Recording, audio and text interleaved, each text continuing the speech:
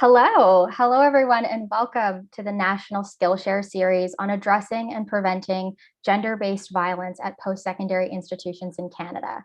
My name is Karina Gabriel, and I am the Community of Practice Coordinator for the Courage to Act project. Before getting into introducing everyone, I just want to say throughout my time working on the Courage to Act project, I have actually been a full-time master's student at the University of Toronto, and I was also previously a student union executive at Western University. Due to my experiences organizing as a past and current student, the Student Organizer Toolkit in particular is a resource I am so excited to see released. It's a toolkit that does exceptional work at amplifying student voices and experiences and creating a roadmap to continue building off of for future student advocates. It's an incredible anthology of student voices and tools that I really wish that I had when I was organizing on my campus. It has been such a pleasure having the opportunity to work alongside our student team to create the first by students for students anthology of its kind in Canada. So without further ado, we are thrilled to welcome you to our Skillshare today with our student organizer community of practice. Before we begin, I have a couple quick notes on language and accessibility. Attendees can turn on or off captioning in Zoom as needed by clicking closed caption in the controls bar at the bottom of your screen. A graphic recording will also be created from today's presentation by Annalie from Drawing Change. Her role is to listen deeply and to translate our ideas into visuals. You can watch Annalie drawing as she follows along with the session by spotlighting her video in your Zoom setting. Hi, Annalie. There will be a graphic recording available for all Skillshare sessions, which you can find on the Education tab of our website, and when they are released as part of the Community of Practice tools by the Courage to Act Knowledge Center. Courage to Act is a 2-year national initiative to address and prevent gender-based violence on post-secondary campuses in Canada. It builds on the key recommendations within Possibility Seed's vital report, Courage to Act, developing a national framework to address and prevent gender-based violence at post-secondary institutions. Our project is the first national collaborative of its kind to bring together scholars, experts, and advocates from across Canada to end gender-based violence on campus. A key feature of our project is our National Skillshare Series, where our working groups, communities of practice, and keynote speakers will discuss tools, trends, and strategies that will shape how we address and prevent gender-based violence on campus. Through the Skillshare Series, we are so pleased to introduce and offer insight into the development of the tools and resources created by gender-based violence experts across the country. There will be a chance to sign up for piloting opportunities via the Courage to Act Knowledge Center in fall 2021. Attendees will join a connected network of experts and advocates across Canada who are exploring urgent issues and promising practices. Supported by Caucus, these Skillshare sessions are also a recognized learning opportunity. Attendance at 10 or more live webinars and our National Skillshare Series sessions will count towards an online certificate. Our project is made possible through generous support and funding from the Department for Women and Gender Equality, or WAGE, Federal Government of Canada. We begin today's session by acknowledging that this work is taking place on and across the traditional territories of many Indigenous nations. The importance of this acknowledgement is particularly significant given that we are in National Indigenous History Month and in light of the devastating discovery of the mass grave of 215 Indigenous children at the site of the former Kamloops Indian Residential School in British Columbia. We recognize that gender-based violence is just one form of violence caused by colonization to marginalize and dispossess Indigenous people from their land and waters. Our project strives to honor this truth as we move towards decolonizing this work and actualizing justice for missing and murdered Indigenous women and girls across the country. Any liberation from gender-based violence cannot take place without addressing the ongoing genocide, impacts of settler colonialism, and many forms of violence, historical and contemporary, inflicted upon Indigenous communities in Canada. This is an invitation to take a deep breath. It's been a heavy news cycle with the discovery of the mass grave of the 215 Indigenous children, as well as the recent terrorist attack fueled by violent anti-Muslim hate and Islamophobia in London, Ontario, in which 4 members of a Muslim family were targeted and killed. We are all in mourning in this violence. It has no place in a consentful world. We take another deep breath because engaging in GBV work can be challenging. Many of us have our own experiences of survivorship and of supporting those we love and care about who have experienced gender-based violence. A gentle reminder here to be attentive to our well-being as we engage in these difficult conversations.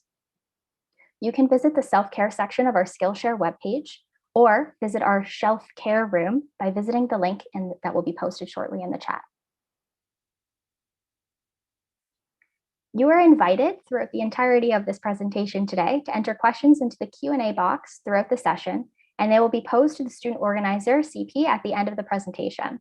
We will try to engage with as many questions as we can in the time that we have together. At the end of this hour, you will find a link to the evaluation form. We'd be very grateful if you could take a few minutes just to share your feedback as it helps us improve. This is anonymous. Following the session, we will also email you with a copy of the evaluation form and a link to the recording so you can view it again and share it with your networks. I'm so excited to introduce you now to our speakers who will also be taking part of a panel discussion later in the session. They will be talking about the anthology of tools created and led by members of the student organizers community of practice, all of whom are leading and doing this work on their own campuses. So introducing Sinthuri, Jessica, and Nal. Sinthuri is a daughter of the Tamil diaspora. She is a grassroots feminist anti-violence against women advocate. She lives and works on the traditional territory of many nations, including the Mississaugas of the Credit, the Anishinaabe, the Chippewa, the Haudenosaunee, and the Wendat peoples. Sinthuri is currently completing her master's in social work at York University, where she incorporates a care and healing justice framework. She is committed to cultivating and dreaming of a better world for all marginalized communities. Jessica is a community activist and an award-winning gender-based violence researcher who is defending her PhD thesis next week from the University of Toronto, Ontario Institute for Studies in Education, and the Department of Social Justice Education. As a scholar activist at the University of Toronto, Jessica has led a student research team as part of Silence is Violence at U of T. In 2019, following a 3-year project, the team published a 60-page report on a survey of over 500 students' experiences and understandings of gender-based violence on U of T's 3 campuses. This month, Jessica will start a postdoctoral researcher position at McGill University as part of the Impacts Project, which seeks to address sexual violence on Canadian campuses through policy change, education, and art activism. And Nell has recently finished her undergraduate degree in sociology at Concordia University and will soon begin her MA in sociology at the University of Victoria. Her undergraduate honors thesis focused on policy response to sexual violence on public transit systems across Canada. Nell's previous advocacy work includes being a representative for the Concordia Student Union on the Sexual Violence and Misconduct Committee. Nell currently works as the partnership liaison for the Reese community, an online platform for reporting campus sexual violence. Nell is also grateful to spend time working with other students as the coordinator of the Youth Advisory Board. She is an advocate for change, a believer in the importance of policy, and someone who is dedicated to doing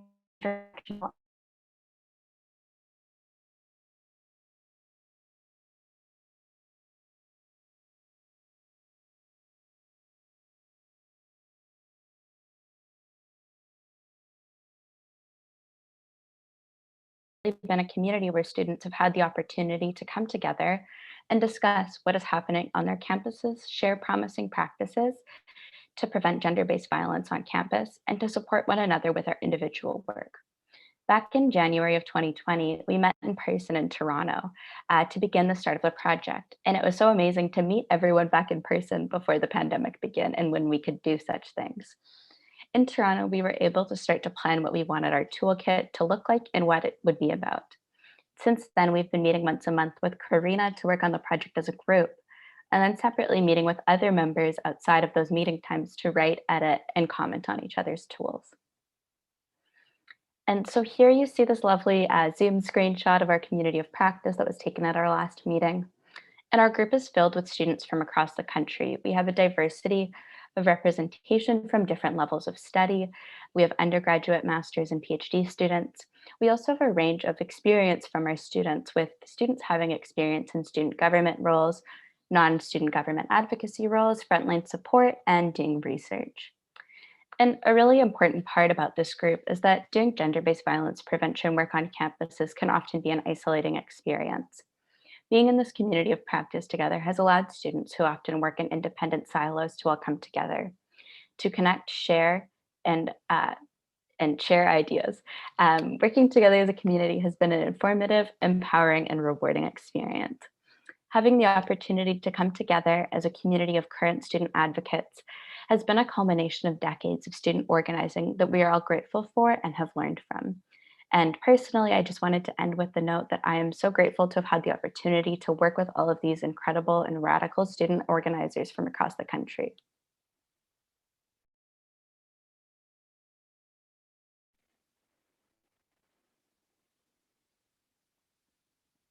Hi, everyone.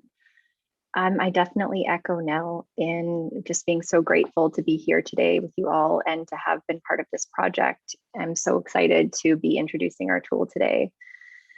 And I'm going to talk a little bit about the toolkit that the Student Organizers CP has created, the title of which we leaned into the wonderful tool of alliteration to create, and it's called Courage Catalyst, Creating Consent Culture on Campus.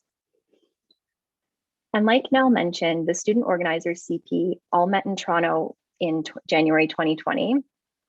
And there we thought collectively about what the most impactful resources were that we could create to help other students who wanted to challenge rape culture on their campuses. And we decided to generate a toolkit that captured our stories of advocacy and that built on a rich legacy of decades of student organizing. So we collaboratively chose what we thought were the most crucial topics to take up based on our diverse lived experiences and advocacy efforts. And the toolkits comprise of 19 student stories and 19 student advocacy tools.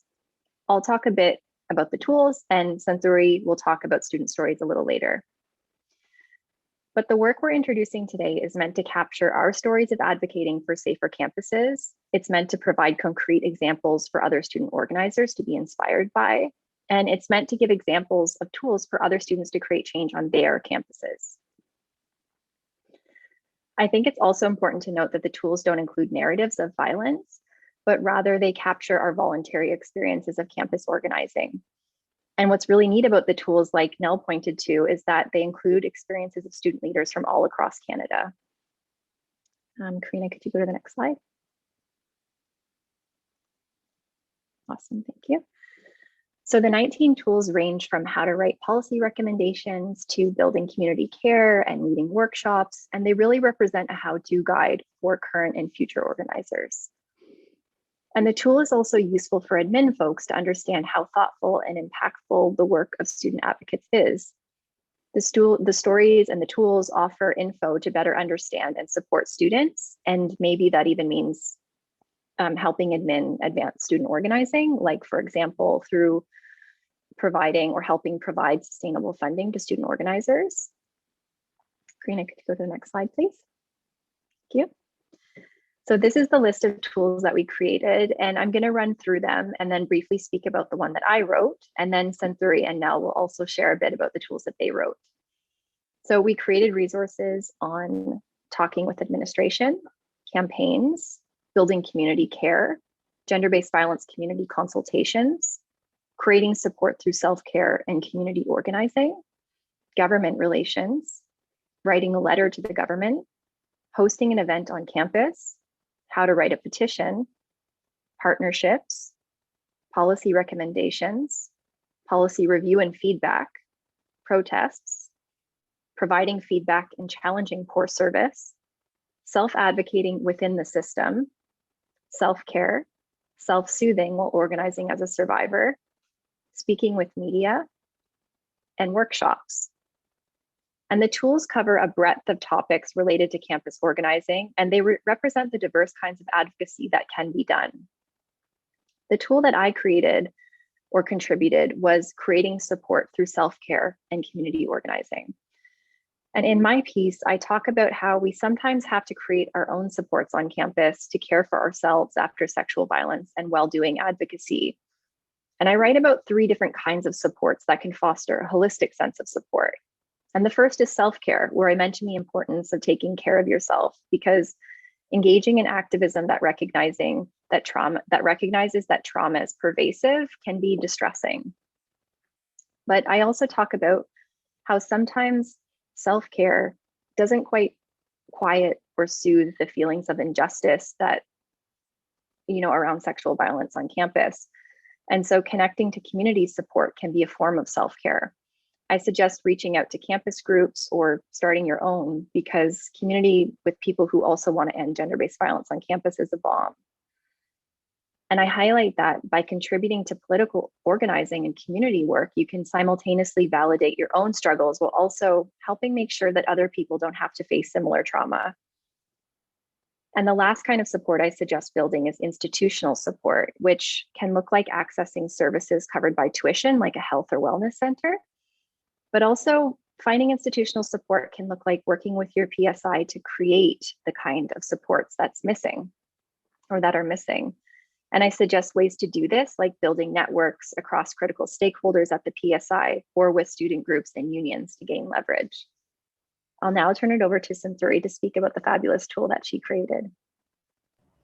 Thank you, Jessica. I think our tools, mine and Jessica's, go hand in hand, because I also created a self-care tool. My tool specifically speaks to exactly what Jessica mentioned, which is the idea of grounding ourselves in our community. But first and foremost, what does it mean to think about radical self-care? What does it mean to show up to this work while prioritizing your own needs, especially when many of us are survivors in our own ways? And so many of the things that get addressed in my tool is really thinking about and unpacking what does it mean to support communities when we may also experience, carry, and hold on to our own forms of trauma. So how do I recognize what does vicarious trauma mean? How do I know when I'm currently being triggered? How can I support my actual body and regulation in terms of my emotions when I am experiencing forms of triggers or something that is coming up when I am supporting and I'm creating a campaign? And so that's some of the work that I have the privilege of supporting. And like Jessica and Nell mentioned, I'm so grateful to be here with you all today. I'll pass it over to Nell. Yes, so I actually had the opportunity to work on two tools. So the first tool that I worked on myself was the policy recommendations tool. And then I also had the chance to work alongside Levi, who's another member of our community of practice, to create the tool about how to write a petition. And really, the goal of both of these tools is to break down complex, nitty-gritty organizing practices that can be widely beneficial when implemented and organizing against gender-based violence. And these tools include directives that I wish I had had a few years ago when I was learning about these organizing practices. The policy recommendation tool focuses on describing why a student would want to write policy recommendations, as well as why this practice can be impactful. The tool highlights the importance of finding motivation for the recommendations, and I provide reference to other integral work that has been done by students across Canada. The tool also provides some tips about the logistics of writing recommendations, prompting students to decide on their audience, reach out to the community for collaboration, and I also have included some practical tips about writing recommendations. The How to Write a Petition tool walks the reader through the process of creating a petition, first describing why petitions are important levers of change, the importance and the ways that they can determine the audience, form demands, and do outreach.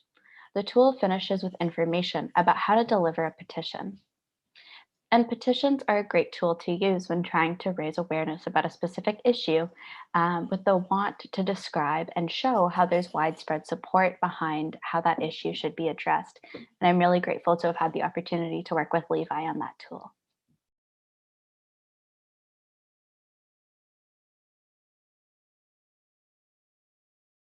Amazing. So I will be talking to you folks today about why we created this toolkit. We wanted to ensure that many of these student experiences that were happening across the country, the organizing, the mobilization, was being highlighted and captured. We also wanted to address the needs of students who felt isolated on their campuses. Oftentimes the work that we do, the labor of love that we pour into our communities, go unnoticed. And when we're talking about gender-based violence on our campuses, oftentimes we don't have the right resources or we don't have the right community members that we are aware of that in terms of organizing on this campus. And thirdly, we wanted to also highlight the decades of student activism and offer tools and strategies and resources to continuously inspire and support future students in organizing on their campuses. This toolkit, personally for me, validates the ongoing labor of love and care that many students across the country have done leading up to this moment. This toolkit and the Courage to Act project brought so many students together and created a courageous space to feel less isolating when doing this work. You can go to the next slide, Karina. Thank you. And so I know that Jessica initially mentioned that I'll be speaking upon and touching upon the stories. One of the things that as the student advocates, we wanted to ensure that many of our stories were highlighted, but also was left behind in terms of a legacy so that people can read them, share them, and find joy in terms of the work and the ongoing legacy of advocacy that has been happening on our campuses. So in order to go about this, our team collaborated and reached out to Sarah. Sarah is one of Canada's leading journalists on issues related to women and gender equality. We wanted to ensure that whoever was listening to our stories was someone who had a trauma-informed lens, someone that was able to provide care while also teasing out our lived experiences. As the student working group, it was important for us to share our stories. Storytelling, as I'm sure many of you folks on the line today know, that it has been a long-standing practice and methodology used in the Indigenous community. It's not something new.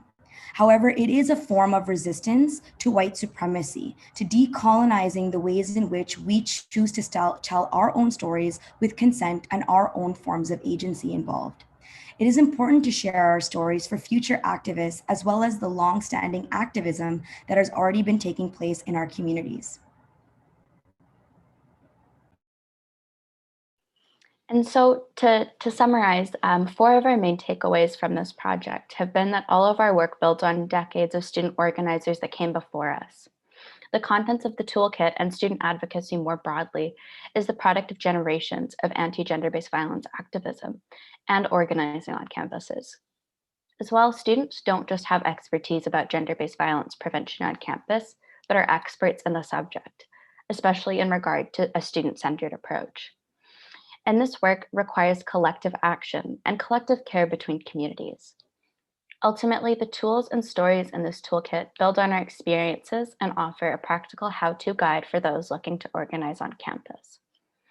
And with that, I'll pass things off to Aubriana, another member of our student organizer community of practice, to moderate our panel. Aubriana Snow is a Dagumguk Ulnosku Newfoundland Mi'kmaq woman and has been a visitor on Treaty 6 territory for most of her life. Aubriana is also the Vice President of Student Life at the Student Association of McEwan University. Outside of work, she enjoys reading, writing, beading, and spending time in nature and with her pets. Her life's work is to help prevent gender-based violence in all forms and to support survivors in finding meaning and identity.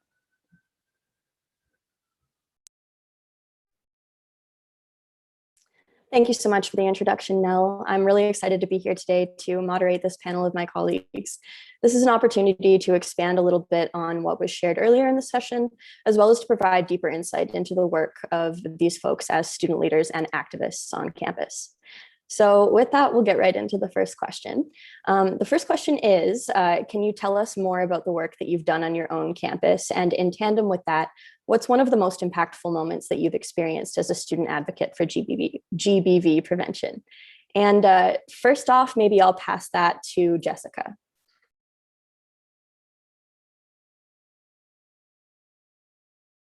You're on mute, Jess. Thanks, Cynthia. And thanks, Aubriana. So I was just saying while I was on mute that most of my organizing around GBV on campus has been at the University of Toronto, and it's been with Silence is Violence, a student and survivor-led collective that has advocated for change on campus rooted in anti-oppressive principles. And the bulk of my work has been as lead of the research team. Like was mentioned earlier, we did a 3-year project where we collected students' perspectives on GBV on campus, and then we put them into a 60-page report, which we released through a media campaign that reached the national level. And there really wasn't one moment that really defined my experience as a student advocate per se, but it was really all of the meetings and the emails and the discussions that took place over several years. because all of this collaborative effort resulted in a project that captured hundreds of survivors' experiences on campus and really honored them by calling for changes so that the next generation of students might not have to struggle in the same ways. And this for me was the most powerful experience of student organizing, seeing the passion and the care for one another and for the community. And then seeing that channeled into research findings that could be used to push for change. That is really powerful, Jessica. Thank you for sharing. I'll pass it to Senthrin next. Yeah, thank you. Yeah, I think that similar to Jessica, I don't think there's a one-time moment that captures my experience, because I think there were so many experiences that allows me to do this work today because of the ongoing relentless advocacy and persistent group of community members that I have been able to have the honor of working with. But similar to many of these folks online here, my activism started with the Sexual Assault Survivor Support Line and Leadership at York University here in Toronto. And it was an instrumental moment for me because I was able to advocate and work alongside many survivors when it came to our campus community. So really pushing for a sexual assault policy at York University was one of our biggest wins.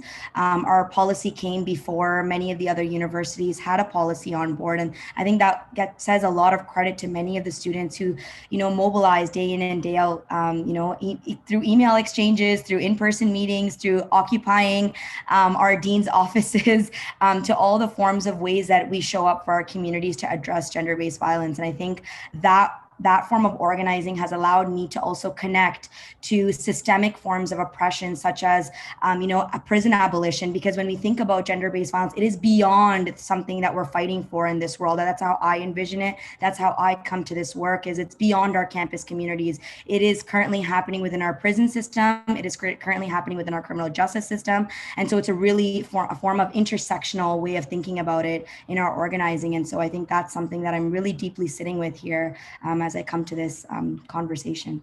Thanks. Thank you so much for sharing. I think that a comprehensive perspective is so important. Nell, would you like to share a little bit about your experiences? Yeah, definitely. And I couldn't agree more and echo what folks have already said. I think I also can't, really speak to one particular moment as a student activist and advocate.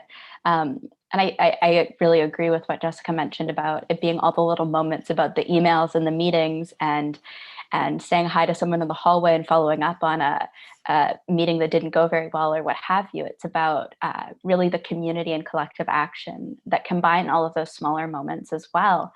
And I think that it's just so important that it's collective action at the end of the day that really makes up advocacy, and that can really create impactful and sustainable change at the end of the day. And yeah, it's just really about like the work that the community does as a whole together and the way that they come together. For me, and some of the work that I've been able to do and connect with other communities with, as was mentioned in my bio, is that I've been able to be the undergraduate representative for my student union during my undergrad on the administration sexual violence committee. And last year I was involved in doing a policy review there, which is really where I drew a lot of experience and information on in writing my toolkit about writing policy recommendations. And policy review is really all about, as a student representative, advocating about the needs of students and using survivor-centered approaches. I've also had the opportunity to work on some of the education modules from our mandatory consent training that was implemented and mandated by the Quebec government a few years ago, which has been very interesting to observe. And then as well with Reese, which is an online reporting platform for campus sexual violence, I've had the privilege of being able to bring increased reporting options and increased access to information to campuses across the country. And in that role, I've been so honored to work alongside students on our youth advisory board, as well as students in student government doing this work to bring Reese on campus. That's some really amazing, important work, Nell. Thank you so much. And thank you to all of you for sharing on that question. This next question is something that is very near and dear to my heart. And I'm curious to hear what you folks have to say about it. And maybe we'll go in the same order. But the question is, what does a student-centered approach to campus gender-based violence look like for you? Jessica? Thanks, Sabrina. So for me, I think a student-centered approach looks like a diverse group of students having a seat at the table. And by this, I mean students who are queer and trans, BIPOC, disabled, MAD, poor, working class, particularly those who are sex workers, and international students. And I don't just mean that folks who have marginalized identities and are student government representatives need to be at the table. I'm also thinking about grassroots representation. Like Kat Dunn, one of our fantastic CP members, talks about in her tool on how to be involved in government relations as a student, it's often privileged students who can get and then maintain these positions. It's really important for student government leaders to have a seat at the table, and it's crucial for universities to listen to grassroots organizations who might be able to highlight a really radical perspective. Grassroots organizers might not be tethered to the institution in the same way that student governments need to be.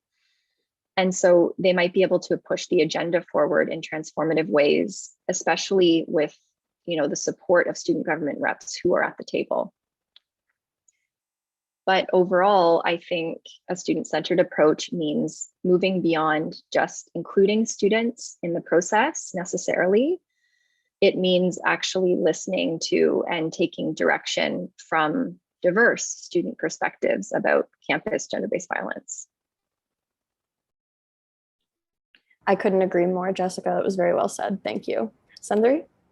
Yeah, I'm not sure how I'm supposed to go after that. I think Jessica was reading off my notes.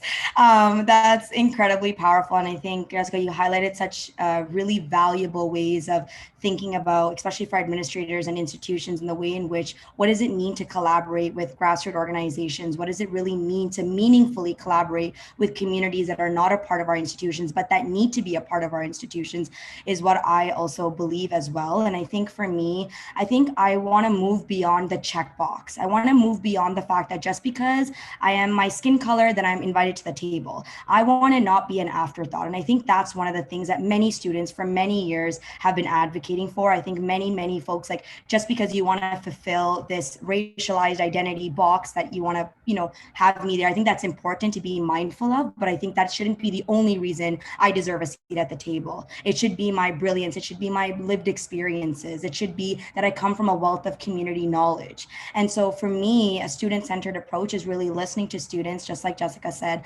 allowing students, and especially QT BIPOC folks, to take up the space, and knowing that students and survivors know what they need.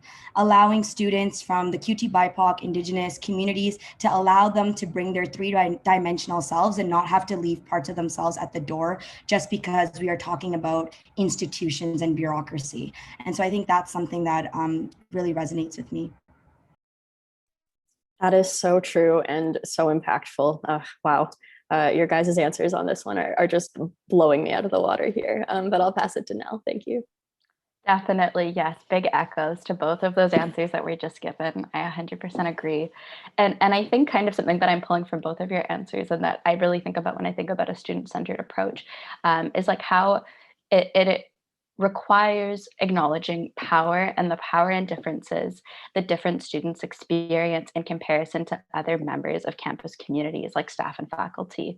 And I think it's important to particularly acknowledge that students often lack the same amount of power as other community members, and that it's essential to acknowledge how this influences and perpetuates gender-based violence, as well as responses to gender-based violence on campus.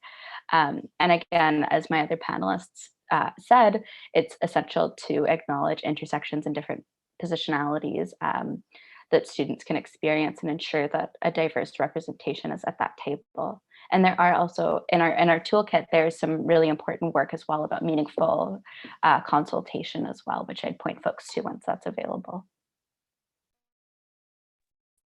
Absolutely, thank you. And I feel like these conversations are going to become more important and more complex in the next little while as we're moving back onto campus. So that leads nicely into the next question, which is, what do you see as the opportunities and challenges for student activism on gender-based violence as we move into a post-COVID world? Jessica? Thanks, Brianna. So COVID has, as we all probably know, created a shadow pandemic of gender-based violence, and this is also happening on campus. The severity of sexual violence has increased in some instances, with students being in pressure cooker situations of being isolated, being out of work, and struggling with mental health. And students already tend to live on a dime. And some students have had to stay in extremely violent living situations because, they can't afford to move away from their abuser. I've seen students who've had to endure increased sexual violence from their employers or landlords because of their precarious financial situation due to COVID. And student activism to try to address some of these things has almost entirely been moved online. And this presents some challenges in terms of coalition building, gathering volunteers, or even just being motivated. There's something about being in person with passionate people, pardon me, that can inspire a lot of energy, and isolation is draining. But with that said, I think that what I've also seen is COVID has energized new ways of organizing, especially through social media. I've seen fellow students be incredibly creative and resourceful in mobilizing online campaigns for change, partly out of necessity, because there are some survivors who are in really bad situations right now, and the infrastructure is not necessarily there at PSIs to support these students. For instance, a lack of emergency housing has been a big issue. And I'm thinking of one new organization at the University of Toronto that was just created that's doing online advocacy work to address emergency housing. And the organization is called PAIRS. And PAIRS has really inspired me recently with the ways that they've been just consistently trying to connect different sections of campus online in order to create a web, like a pear tree, to build advocacy efforts and to help survivors. So social media, I think, has been really key in these times to community build and have campaigns. And I think COVID times have taught us a lot, especially about organizing online. And I think these lessons will strengthen our ability to forge coalitions across time and space going forward. Absolutely. Thank you so much. Sandri? Yeah, thank you. I think I really resonate with what Jessica shared. One being that there is a momentum that we can't sleep on, right? Because of the shadow pandemic that has been created, which we know that there's been an increase number of gender-based violence, sexual violence that have been happening, especially because of COVID-19. That being said, I think a lot about this term called mutual aid that has come about. And I think mutual aid has been long lasting. It has been long existing prior to the pandemic, because as racialized communities, as QT BIPOC folks, we've always had to depend on mutual aid because of the situations that the systems have put us in. These systems have not been built for us. And so mutual aid has been a huge component of healing, organizing, and mobilizing. But I think this idea of mutual aid has come about in COVID-19, especially because of the pandemic, and realizing that resources are scarce. And for who is it scarce? Who are the most vulnerable people impacted in our communities by COVID-19? Who are the people that are frontline workers? Where are the migrant workers getting support? I think we have uncovered a numerous amount of really like an unveiling of what has been really happening to vulnerable populations when we're in a global pandemic. And so I think for me, one thing I really resonate with, Jessica, is like, for me, my student union has been a huge form of support. I think oftentimes a lot of students, just like myself, when I also was a student organizer, I used to be the president as well as the vice president of my student union. And before I got involved, I didn't know that my student union existed. I didn't know what kind of services that they offered. And I think that I'm smiling because it blows my mind now looking back at the experiences that I've gained from my student union. But I think it's such a valuable resource. And I think a lot of organizing and mobilizing has been happening on social media. And with that being said, I think a lot about international students. That's the part that I think Courage to Act and many of our organizing committees have been really centering the conversation around, right? It was, how are we supporting international students during this time? What form of care, what form of resource building do we need to provide for international students? For someone like myself who's privileged enough where I can access these resources because I've been on my campus for several years. And so I think that's kind of the questions that I've been asking and kind of organizing a part of my campus community. And so those are some of the things that I think about when I think about this question. So yeah, thank you. Yeah, thank you so much. I really resonated with what you were saying there about the level of awareness and engaging folks and how important that is. Nell, would you like to share? Yeah, definitely. Yeah, both of those answers are so impactful and powerful.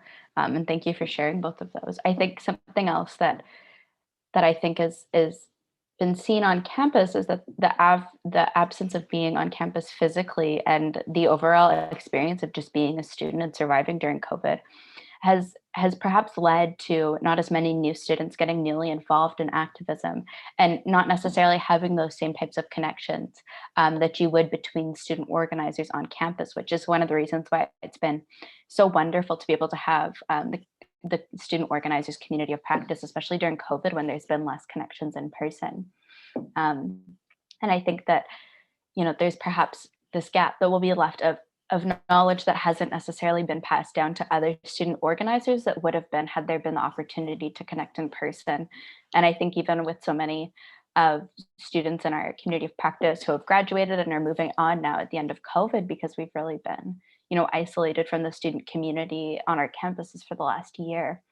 And I guess a part of it kind of moving into the more hopeful part of this question is hoping that resources like our toolkit are able to begin to fill that gap a little bit. And that, although we haven't had the opportunity necessarily to connect with other folks on our campuses as much as we would have in on COVID times, that now there's new resources to really ensure that knowledge is being passed down and that progress continues instead of, backing up a little bit and needing to be evaluated at every new generation of student organizers.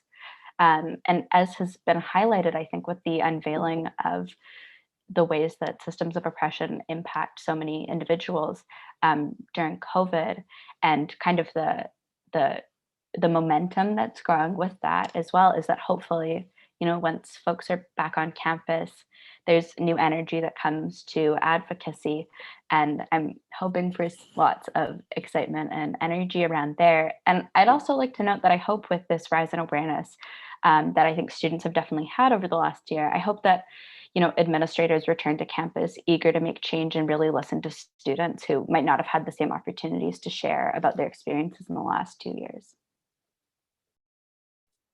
Yeah, I think those are some great hopes and concerns and things to be thinking about as we come out of this very strange chapter for post-secondaries especially. So as you've all shown today, students do really amazing impassioned work on campuses around gender-based violence. And as you've so kindly pointed out, sometimes that wealth of knowledge leaves with them. So when we're talking about legacies, what are the reminders that you folks want to leave for the next generation of student activists? Jessica? Thanks, Abriana. I think my answer to this question today is pretty short, and it's just, learn as well as honor the work that's been done before you. Be bold, trust your instincts. Your anger at rape culture is justified, and all of the other systems that feed into it. And finding community that shares your values will be a major bomb. Couldn't agree more. Sundari? Yeah, very similar sentiments as well. I'll keep it short, but I think for me, one thing is honoring our ancestors. I think our ancestors allow us to do this work because there are so many people that didn't make it this far for us to be able to continue, voicing these concerns, yelling on top of the roof and saying, hear us, we are here to stay. And so I think for me, one thing though, I've been recently reading Emergent Strategy by Adrienne Maree Brown. It has been one of the most healing work of her book because when I think a lot about this work, I think a lot about dreaming towards liberation because we don't know the end result of where this movement will take us, but we do know that when we plant a seed, it grows. It grows because we nurture it, we care for it, we love it, and we hold it in very tender ways. And so in the same way, we are nothing different from when we think about community organizing.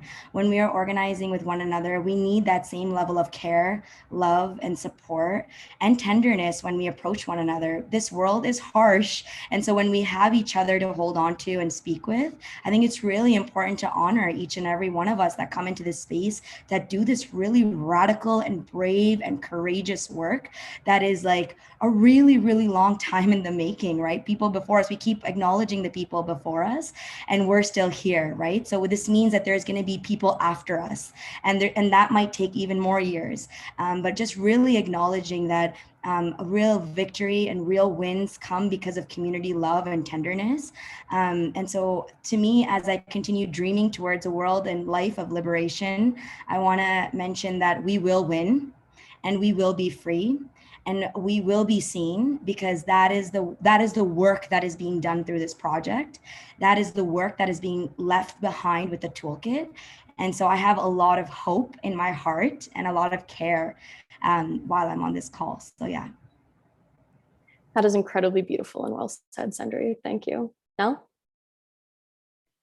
Yes, that was so beautiful. And I really couldn't agree more. And I don't even know if I have anything more to add. I think, yeah, it's really about community and finding that community, whether that's on your campus or within other institutions at large. And really just learning from and remembering those who've come before you, those who will learn from your work afterwards. And, not getting discouraged, stay hopeful while you can, connect with community when that hope is needed and if it's lost. And yeah, I think community and collective care have just been really shown throughout the pandemic to be so essential, and really important parts of organizing and just taking care of oneself, especially when organizing against gender-based violence. Absolutely. Thank you all so much.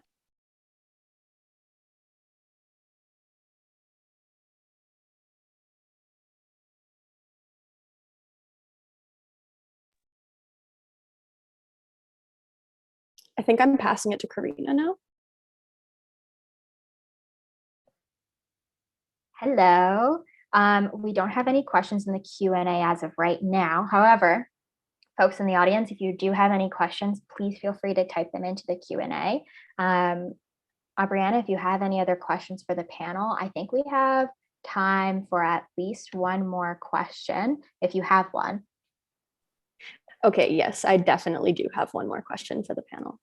So this, I think, is a really nice way to kind of wrap up the conversation today.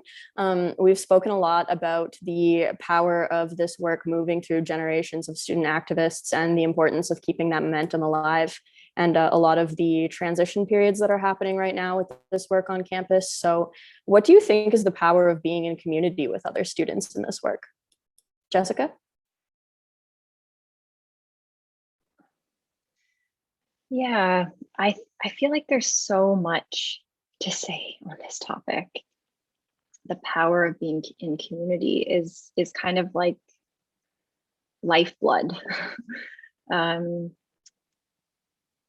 feel like even in my own journey of healing, connecting to community was what allowed me to sort of come back to life and to really to heal. It's through community and through narrating our experiences of trauma, violence, that we heal. And so there's nothing more beautiful than connecting with community and caring for community and being cared for by community.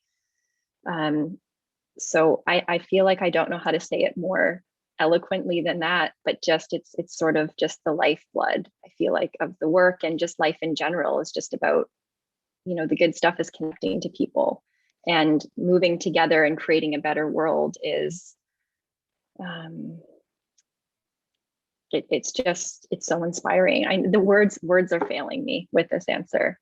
It's just, I just know that the work that I've done with community and community building has been so life sustaining for me. Yeah, I'll leave it there. I completely get that. Sometimes it seems like when something is so integral, especially with community in this work, it's hard to separate that as a kind of an abstract concept. But thank you for sharing. I'll pass it to Sundri. Yeah, similar to Jessica, I think that it's such a big question because there is so much power, right? What is the power? There is so much power in being a part of community. It has been, as well, like Jessica mentioned, my lifeline, my ability to heal and be a part of a community where people have vested interest and values and principles that they're working towards. And I think when you're fighting these forms of systems and violence on an ongoing basis, I think burnout and the ability to lose track of what is ahead of us can sometimes look really blurry. And so I think sometimes for me, I think of this analogy, going back to the book I was speaking about earlier, is this analogy of like dandelions. Dandelions have the power of actually dropping their weeds everywhere and making a community around themselves, and consistently doing, no matter how many times somebody mows their lawn and the dandelions die, they just continuously get back up and they just keep creating that sense of community. And I think that really inspires me, because every day, like what Karina mentioned about the news cycle, we are hearing day in and day out the violence that is happening on our communities, the violence that is being inflicted upon so many of our loving communities. And so just like that, I think it's important for us, the power in communities, that I've had a place to mourn and grieve those atrocities, right? Because I think it's easy to sit here and talk about the future, but I think one thing that has been integral to my healing and the power in that is like having a community to mourn with and grieve with and really sit with that pain when these forms of violence are inflicted upon us, and then get back up, just like the dandelions do, and create that community, and then continuously create it, even when in the face of like when no one wants us to continuously create it, right? And I think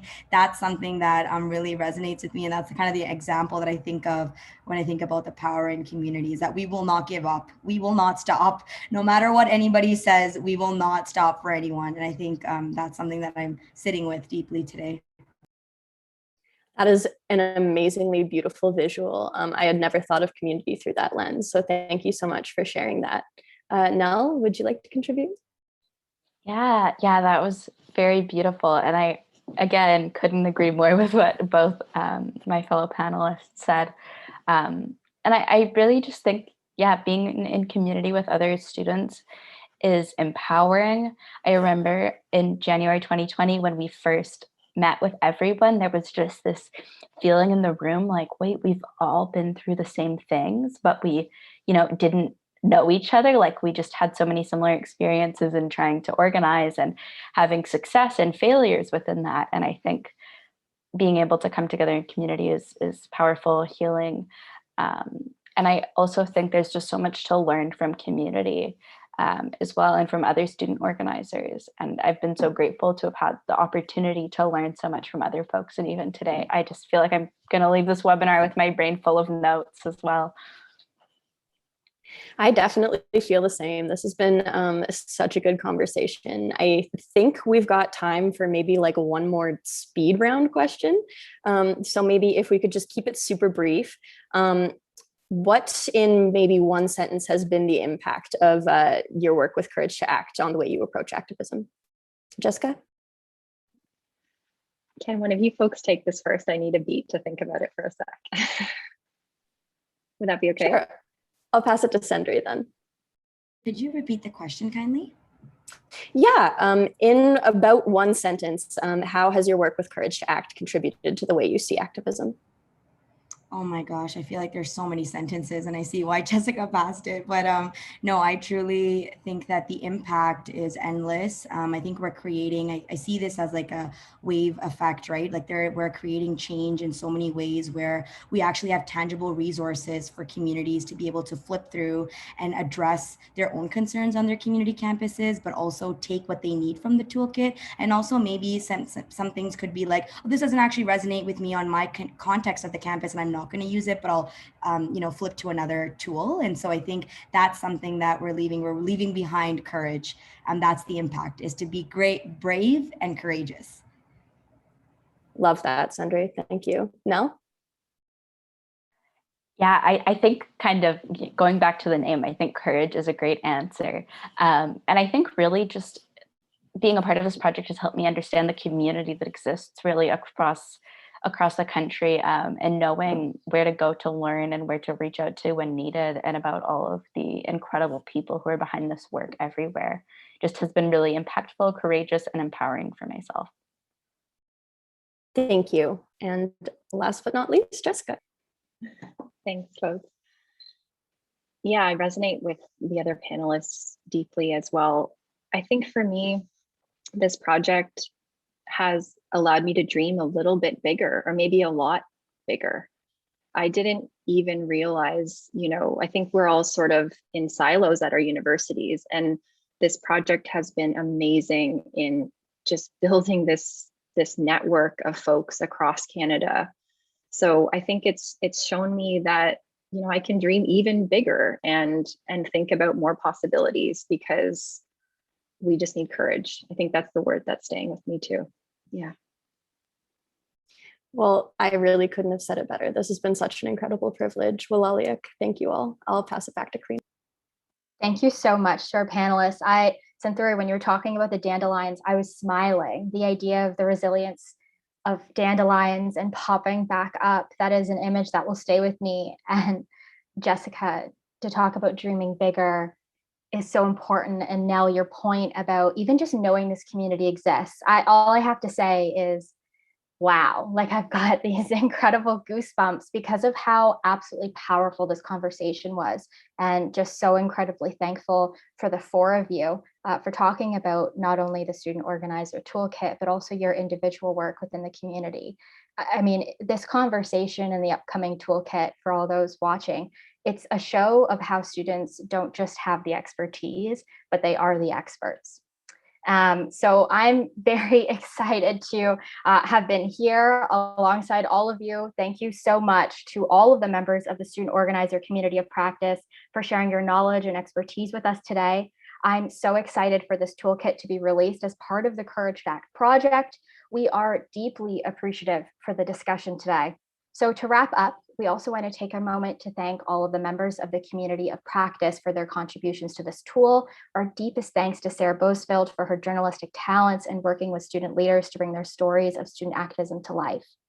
As you can see, Anna Lee from Drawing Change has been creating a beautiful illustration to represent the conversation that we've had today. That final graphic, along with the video recording and a transcript, will be available on our website in the coming days. If you are interested in learning more about this tool, and I saw a couple questions in the chat about this, or in learning more about the opportunity to pilot some of these tools at your post-secondary institution, please continue to follow the Courage to Act project.